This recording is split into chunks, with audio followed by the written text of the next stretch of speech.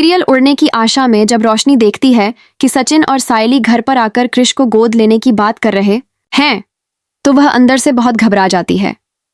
रोशनी बिल्कुल नहीं चाहती कि उसका बेटा किसी और की गोद में चला जाए।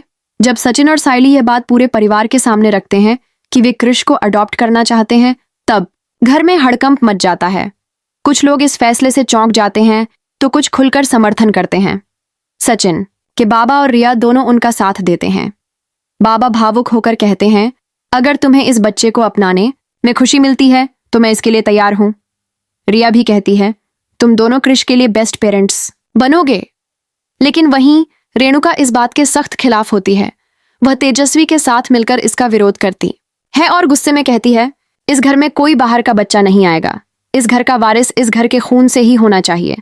उधर रोशनी की चिंता बढ़ती जाती है।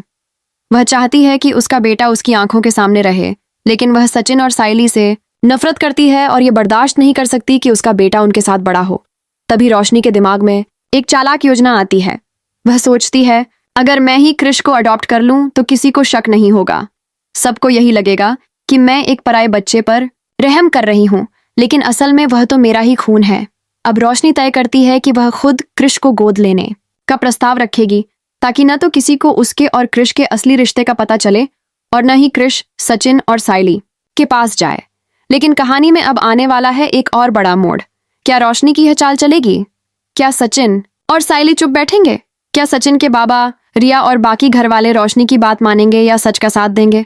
देखते रहिए उड़ने की आशा, क्योंकि अब कहानी में आने वाला है बहुत बड़ा ट्विस्ट, जब माँ अपने ही बेटे को बचाने के लिए बन जाएगी झूठ का सहारा।